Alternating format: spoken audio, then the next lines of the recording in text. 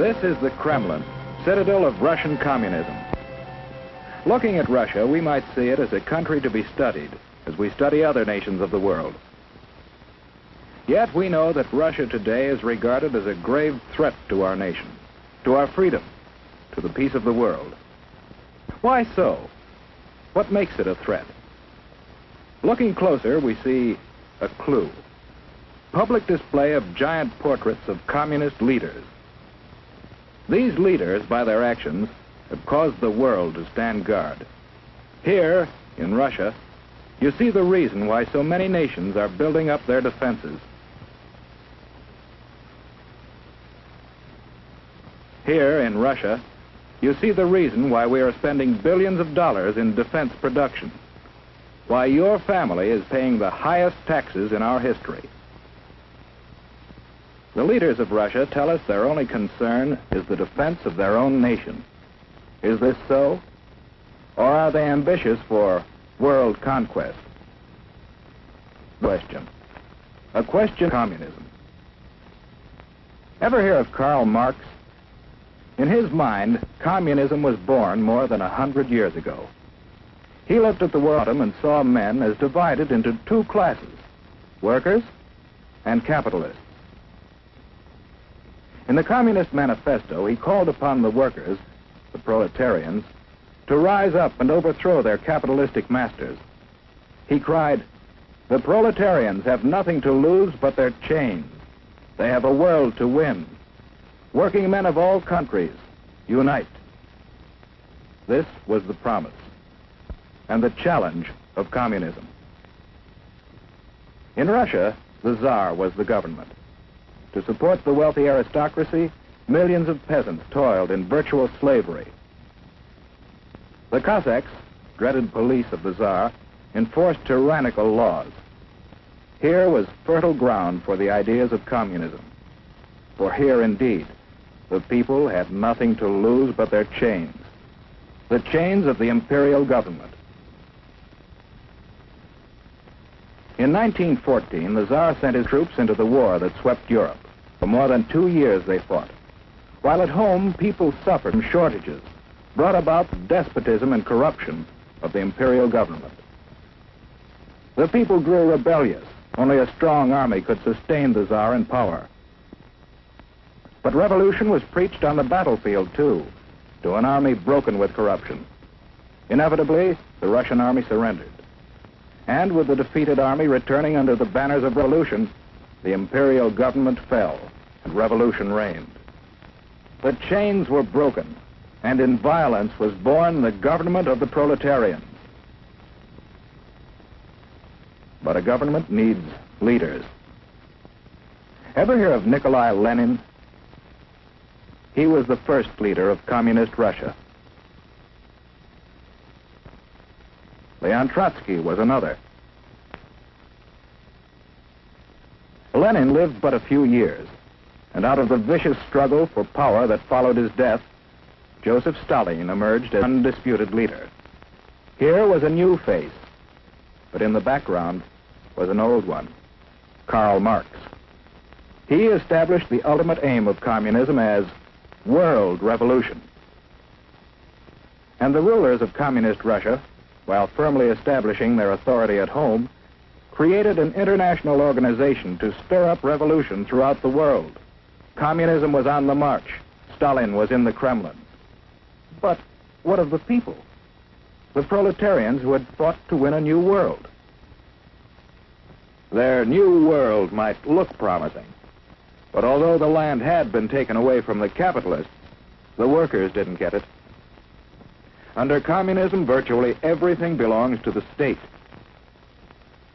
The individual has little right to own property or to plan his own life. He's told where to work with his employer. Little freedom to leave his job or seek a better one. Whereas we believe, and our religions teach, that the individual is all important, communism denies religion and debases the individual to a part of the vast machine that powers the state. Children are taken early and molded to fit the machine. Here is no search for truth, The government writes the textbooks, and the children are taught to accept communism and their fate without question. The Kremlin runs all elections, and the outcome is always the same. If anyone dares to disagree, he's given a speedy trial without benefit of jury. Such traitors may be immediately executed or sent off to prison. The proletarians have nothing to but their chains. They have a world to win. Although the people of Russia gained little, the rulers gained mightily in power. They built up a giant war machine, looking forward to the day when their flag would fly over the entire world.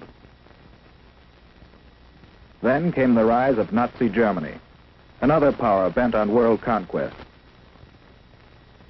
The two nations joined forces, and Russia, believing itself safe from aggression, launched an invasion of Finland and other neighboring nations. For the first time, the world learned that the communists were no longer waiting for world revolution, but were now resorting to outright military aggression to extend their power. After the Nazis turned on their former allies, we supplied Russia with immense quantities of military equipment to wage war against our common foe. And how did Russia come out of the war? In 1917, at the time of the revolution, Russia was already a land of vast area.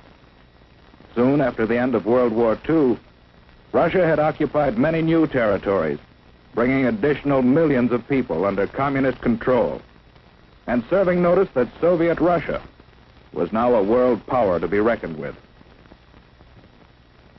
United with Russia in war, we strove to preserve that unity in peace.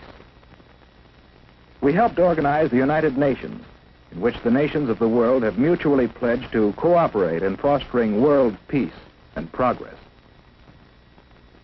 Andrei Gromyko signed for Russia. But in the first post-war Italian elections, the communists created disorder in an attempt to gain control of the government. Once more, the world was reminded that basic in the idea of communism is the plan of world revolution, and that Russian communism has stepped beyond that plan to achieve world domination through aggression. In Indochina and Malaya, communist aggression has incited rebellion against established government. In France, communist aggression has fomented strikes against essential industries in attempts to discredit the free government. In Iran, the communists have incited rioting and have preached hatred and distrust of the Western nations. In Eastern Germany, they have openly opposed the West. In China, the communists have established their own puppet government. In Korea, communist aggression has come into actual combat with forces of the United Nations. And with the most deadly of all weapons available to the Russians, no peoples in the world can feel secure against this aggression.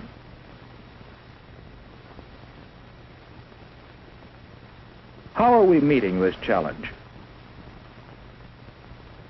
Yes, one way is by helping the free world fight starvation and poverty and suffering, conditions that pave the way for communist infiltration. We are also supplying equipment for the free nations to develop their own resources and raise their living standards. Another way we are meeting the challenge is by military alliance with some of the other free nations for mutual aid in opposing direct communist aggression. And we are building up our own military defense. But do these preparations mean that we have abandoned hope for peace? No. In the United Nations, we are continually seeking a workable plan for living in peace with communist Russia. Because we want peace, but we do not want this. We believe in freedom. Freedom, born of the conviction that every person is a child of God and is therefore of supreme worth. For these people, for ourselves, for everyone. We want freedom, not tyranny.